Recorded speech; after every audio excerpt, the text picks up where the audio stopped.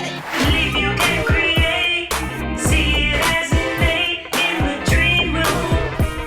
Yeah, we're bringing dreams to life in the place to shine, the dream room.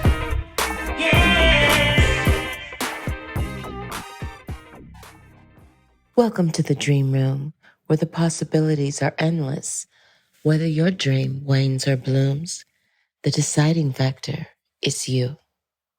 40 years strong in the music business, a soul-stirring guitarist, versatile singer, prolific songwriter, producer, recording mixer, recording engineer, and a founding member of the iconic Minneapolis funk band, The Time. He played a critical role in shaping the sound of Prince's groundbreaking album Purple Rain, performing signature guitar riffs on tracks like Purple Rain and When Doves Cry, infusing them with his electrifying solos. Beyond his collaborative work, he embarked on a solo career, gold and platinum out of the gate, showcasing his musical mastery. So sit back, relax, as I introduce you to the incomparable Jesse Johnson. Welcome, sir. Hey, love, how are you? You good this morning? I am. It was morning for me because I sure just woke up. I was up till 5, so Wow. I have a cool sound in my voice. Please don't blame it on me. It's because I haven't been asleep. I'm awake now. All right. Well, you're in the dream room, and it really is a dream. It really feels like I'm still dreaming. It still feels like you're still dreaming? Yeah. Do you remember your dreams? I don't even remember my name at the moment, but I do remember my dreams. Well, can I share with you a childhood memory real quick? Yes, please. I remember riding shotgun in my mama's convertible Chevy Corvair, and the DJ announced Minnie Riperton's new single, Lovin' You. And she hits that whistle note, and my soul expanded. And I said, Mama, that's what I want to do. When I grow up, I want to sing just like that. Did you have a moment like that when you were little? I honestly, God did. It's really strange that you asked such a question. I was around 13. I had foster parents, and I was 13, and I was raised by Pat and Jim Alvarez in East St. Louis. And my foster dad, he had a vintage red caddy that was just immaculately beautiful, and it was white leather interior. He rarely drove it. He drove it. If he did drive it was on the weekend. And he was going somewhere, and he asked me to go with him. And the cars were massive. I mean, I was 13 years old, so I must have been little or something, or, not an adult, so I must have been smaller. But the car seemed like it was like a couch. Like the front seat was so ginormous, and he was way over there, and I was way over here.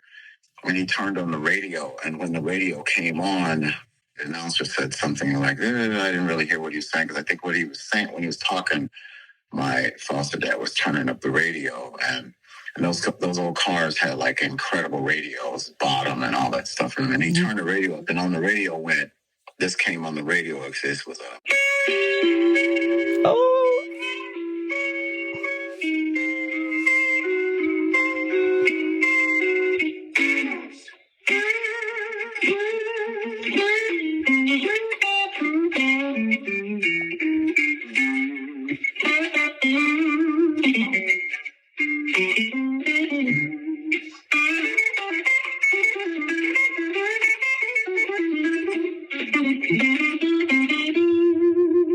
and it was Hendrix playing Red House. And when he was playing it, this car was so massive, and they have when they're recording this stereo and there's a delay, he hits the guitar on this side dry, and he goes, and when I heard that, I was 13, and I knew right at that moment, it was like lightning bolt, and I knew exactly what I was going to do.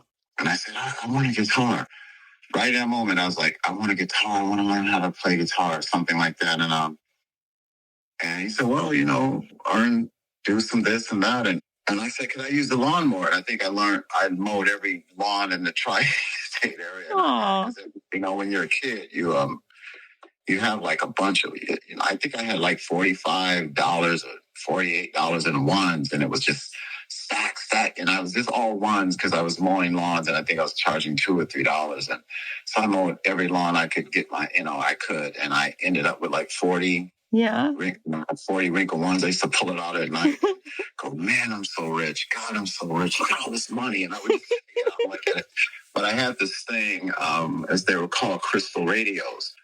And you would sit in the window all day and it would store up energy from the sun. And so when I'm supposed to be asleep, I'm in my room with this radio in the window, and it's got one earpiece, and I'm dialing in these crazy radio stations from other places and stuff. And so I would find like all the blues stations, and I'm in there listening to all of this, like Robert Johnson stuff.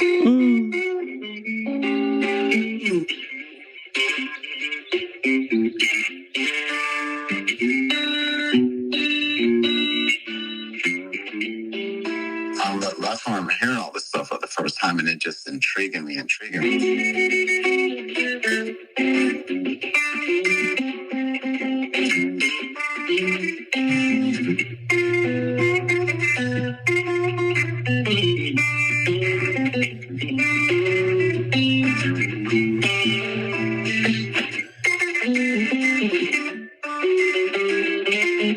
I don't know how I knew how to do any of that, but it's just like, that's why even as an adult, that's the reason why as an adult, I always wonder about past lives. Oh, yeah. Because anything I picked up, like when I got to, like I played guitar, I think I started playing guitar, but the kid bands around, I needed a drummer. And so I was playing drums. I was in bands as a drummer.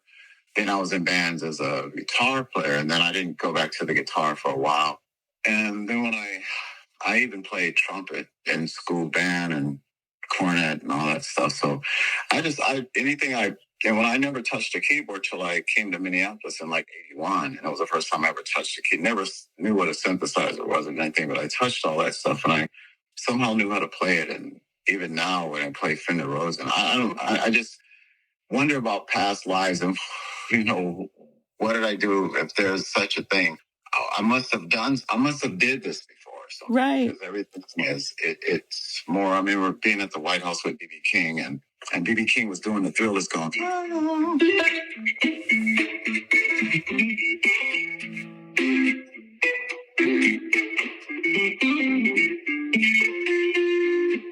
And all that.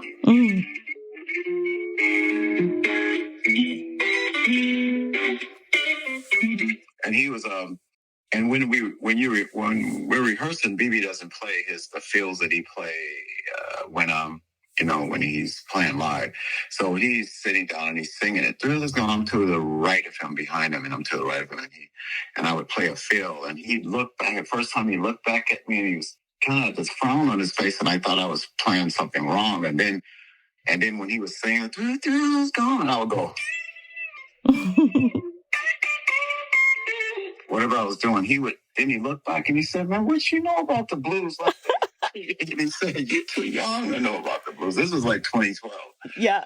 And then everything, I kept doing that. And he would look back and go. Then when I did some lick and he just took his thumb and looked back and gave it thumbs up. And it was like, that was my anointment. To get that from the king himself, I had arrived. Do you suppose your childhood shaped the kind of musician you became? I believe so, because I grew up in a town. As a child, I grew up in a town that didn't have. By the time I realized records, and I wasn't in school yet, but I was pretty young, but I wasn't in school yet. But I remember my parents would have these dinner parties, and we would wake up and go in and drink their leftover coffee cups, because coffee was so good back then. It was before they start killing milk and poison and everything. So we would go in there and they would have this coffee. It was cream, porcelain cups, and we would just drink it. And then I remember standing there all the time and they had the Impressions album, keep on pushing, all that stuff. And I would just stare. I would be listening to the music, but I would just stare at the record like an insane person just stare at the cover. And they had the James Brown instrumental album, James Brown Plays New Breed. But my family, between my mother and father, they had a massive ear. In a sense that they played no one kind of music. I was in junior high, but it was my father when I came back to Rock Island, Illinois, from growing up between East St. Louis and the south side of Chicago. It was my father that turned me onto the Band of Gypsies album and a bunch of music. He was like that. He was into a lot of really cool stuff in it. And yeah, I do credit them both. And the same thing with, he had these records that were really thick, like 33s or something. No, they weren't 33. I think they were 78s because they were like an album, but they were smaller. But they were so old that I didn't know, it didn't have writing on it. But little did I know I was learning, all of the Lightning Hopkins stuff.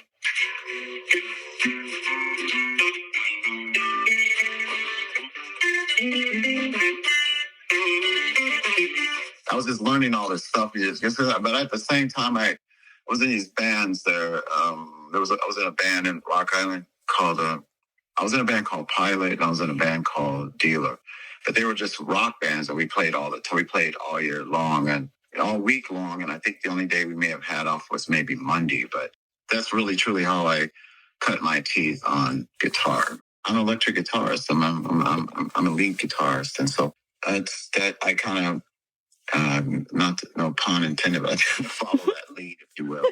Do you think that your rock background influenced Prince's direction to incorporate rock into some of the things he was doing? Most definitely, because he, it's weird how everything worked. Like I came to Minneapolis in April 1981, and I was at the YMCA. I didn't really know people like that, and it was at the urging of a friend. He just kept telling me to go there, and I kept thinking, when you're a small town, you're thinking, gotta go to Los Angeles, where the stars are. And it was like, literally, that was one of the worst places for you to go to get a launch off, actually.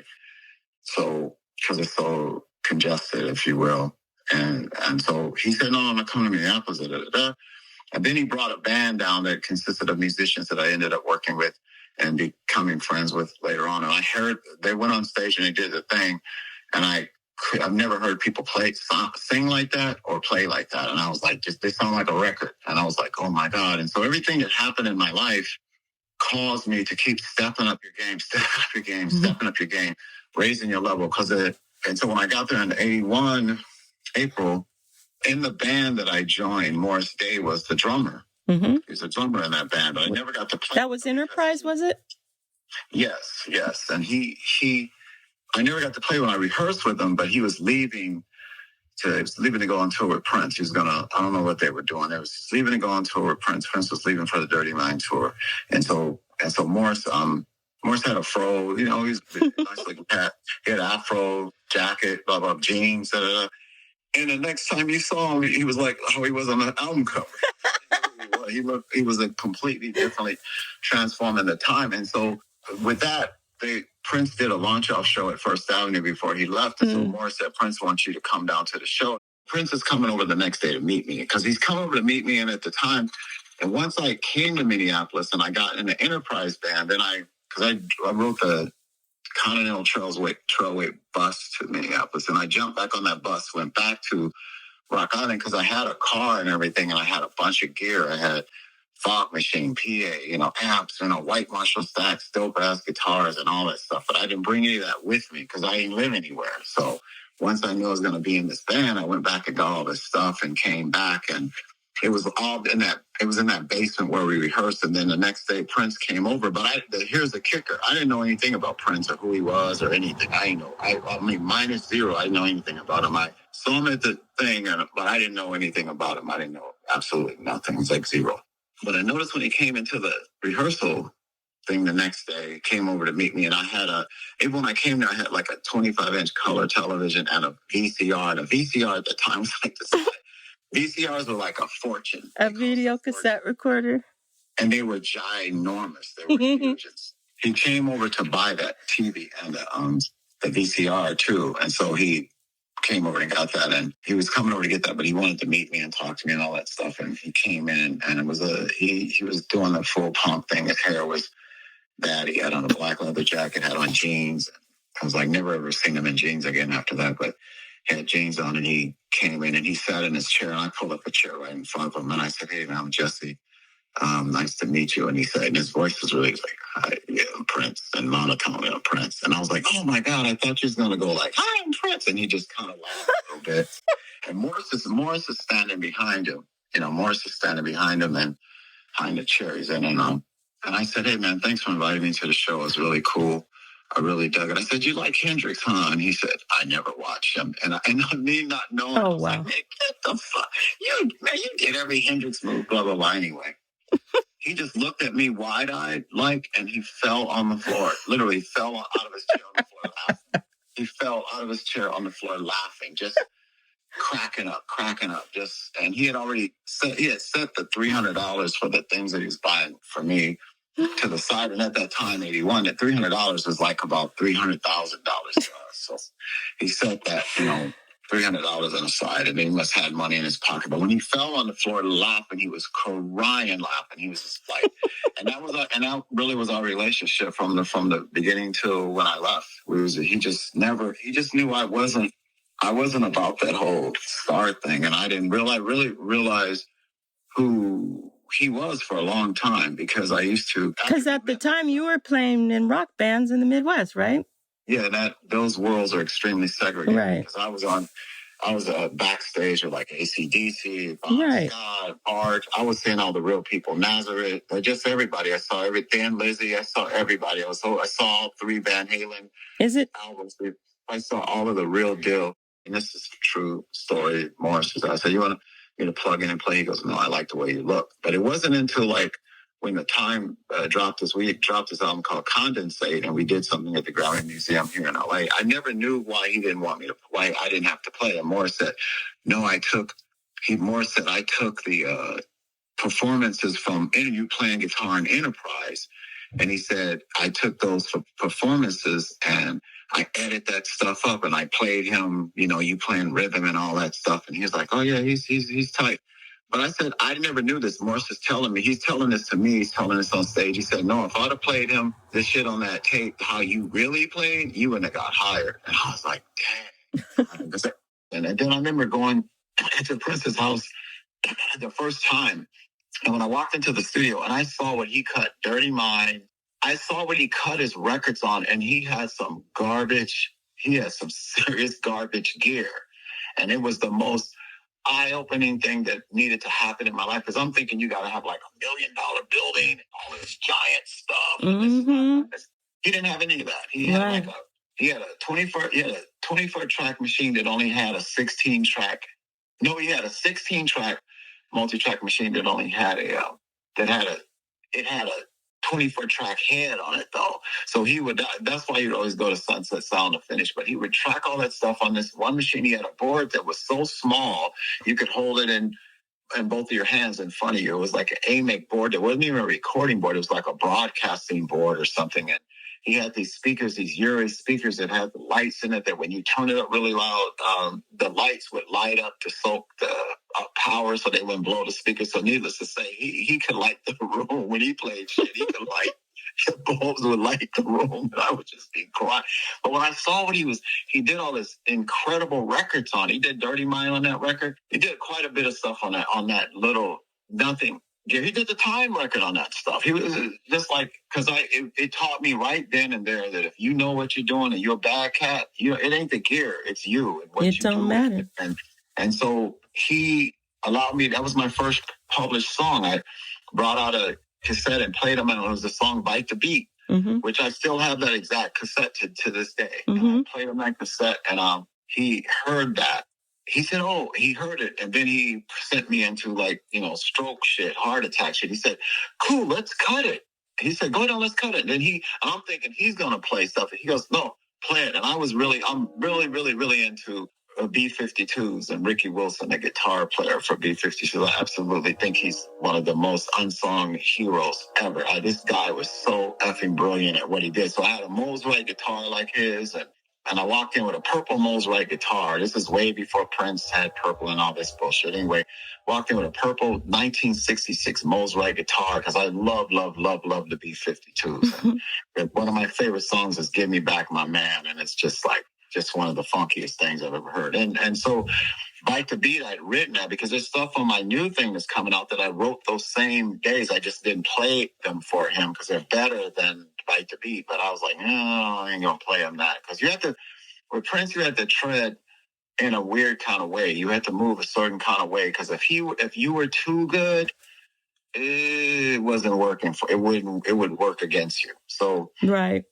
I played him that and he said, oh, cool. And he's like, let's cut it. And I had it was a little Casio toy keyboard. I think Jam and Lewis, we all had one at the time and you press it like the beat and you go boo, boo, boo, and then you press a button and it goes boo, boo. But it was just like, and so I'm thinking he's gonna use his big drum thing. No, he goes, use that. And so he plugs in the Casio and I'm going, I don't know how this song goes. Let me see if I can still play that song. Let me just give me one. Now it's bugging me. Yeah.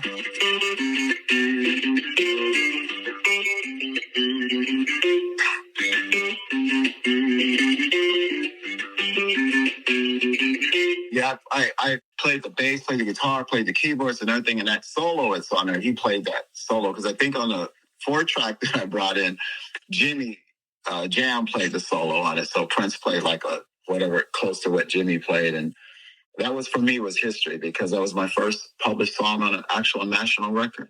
But I love those cats, man. They that's why I kind of tend to think of 1981 as almost feels like it was the year I was born, because that was the year that I knew what I was born for. That was because they said the most important the most important times of your life is the day you were born and the day that you find out why you were put here. Mm-hmm. And 1981 was when I found out why I was put here, and I've never stopped ever since. And I'm so true to the gods of this thing. I'm so true to the spirit of this thing. I'm so true. Like I won't do money grabs. I won't do a record if I can't make the most incredible record I can make. I don't think about money when I'm doing anything. I just want people to feel what I'm doing and love what I do. And if you do it for the right reasons, I always believe the rewards will come to you one way or the other.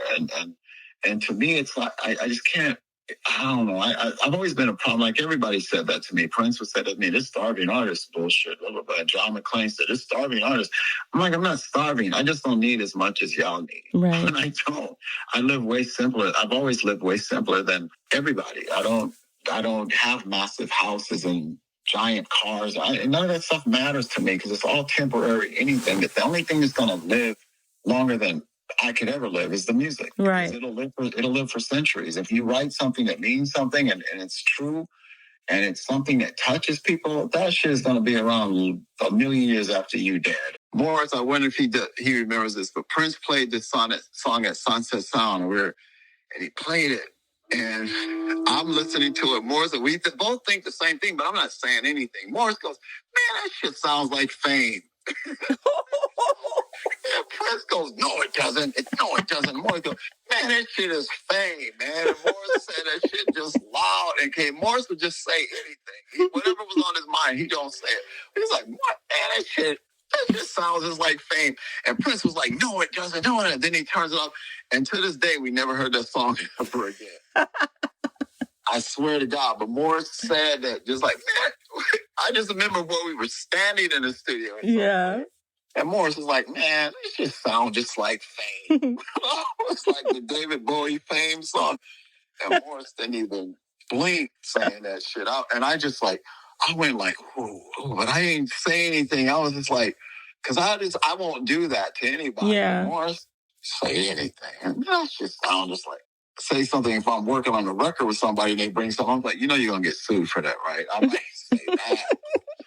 I'm like, Morris is a brawl, man. He just always had me cracking up for real. What were you thinking about when you were writing Merciful?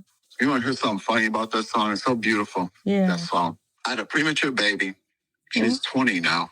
She's 20. She just turned 20. But a premature, beautiful baby. She was so tiny, she could fit in the palm of my hand and wouldn't even fill up my hand. She was due June 5th, but she was born in March. She was way, way early. And she was in the hospital for a year. Finally came home. She had a feeding tube and all that stuff on her stomach. And she was just a tiny, tiny little thing. I've never been so freaked out in my life. Ever in my life on earth. There's just never been that scared and freaked out and just, oh my gosh, it's like I was covered over this child. Like, so people have said to me, man, Merciful, I love that, man. You must have had that shit cranking. And this, little did they know, my child is sitting in my lap because my left shoulder was messed up for a long time because the nurse she had a nurse until she turned 3 that came to the house Monday through Thursday. Mm-hmm. And they would just take care. And then she had OTs that come in there to teach her how to eat and all kinds of shit. So Jesse. When they left, she's sitting on my lap. When I cut Merciful, she's sitting on my lap. I have my arm hooked around her. The speakers are, because she's a baby, she's a preemie. She's like a year and a half at that time, I think, or maybe 2 years old. She might have been 2 years old too. I'm not sure. She's cold because she was walking. But she might have been at that time, maybe a year. She was definitely over a year, but she was a year and a half or something like that. But she's sitting on my lap on my left leg, and she's tiny thing. I got my arm hooked around her, and I'm playing the solo while she's sitting on my lap. I'm playing that while she's sitting on my lap. Yeah, she's really like me. Like, she's more like me than any of my children. She is like seriously about her solitude. Poor baby. Would you entertain me a little bit? What's that? So I want to ask you 2 questions, but I want you to answer me with music. I don't want you to... Okay, the first question is, if you could collaborate with anyone living or dead, who would it be? Living or dead? I would really... No, don't answer me with your mouth. Or with your words. I'm not... I can't. I'm not going to be on your show with my voice cracking. But it would be... with hands down, without a doubt, it would be Jimi Hendrix, without a doubt. And the second person would be Eddie Hazel. So, but I'm too shy to play songs right now. Can you just play Merciful and you don't have to sing? How am I going to play a song with this got 90? The bass line is the main part. Do-do-do-do-do-do. Do-do-do-do. And I can't. Then how am I going to play that and then play the other part? I can't. You're crazy. That's like saying, play Maggot Brain. Just play anything. Right now with one guitar. With one guitar. Okay. Oh, my God. I'm going to send you a bill for a performance bill, too. What am I doing? I'm trying to turn this little thing on. God, such a demanding, as usual. It's like, Jesus. Oh, my God. You're making my whole year right now.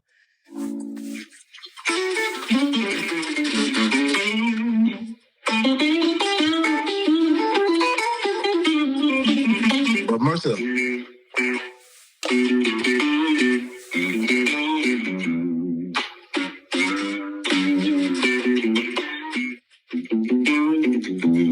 I think it's something like that, right? Mm-hmm.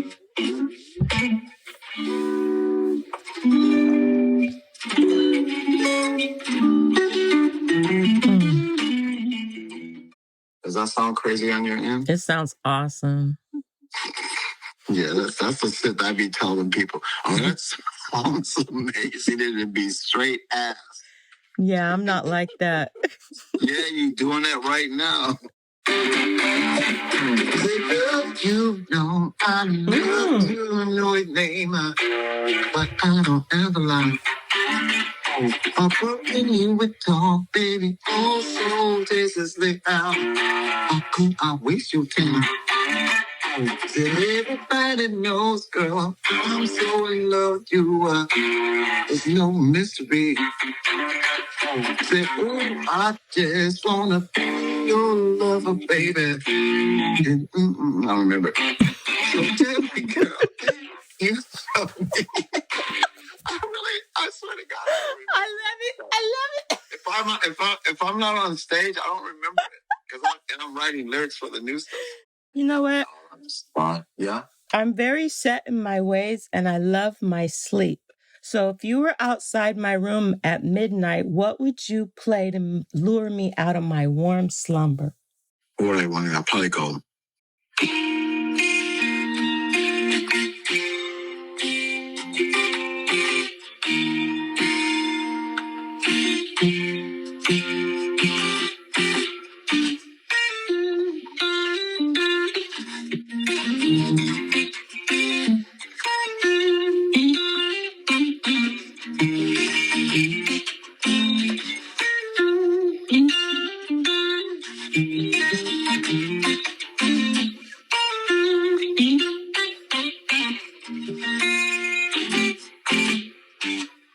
Like the leaves falling off the trees. person that I thought I ever needed. I don't remember that up to that. That's it. Wow. Oh, baby girl. I really don't remember the words. I haven't played that in like 1,000 years. Well, you got me halfway to the window. That's all I gotta do, because if you're already sleeping, you're already naked. So I don't know. Whatever. Crazy. Crazy are you. Crazy are you on the line.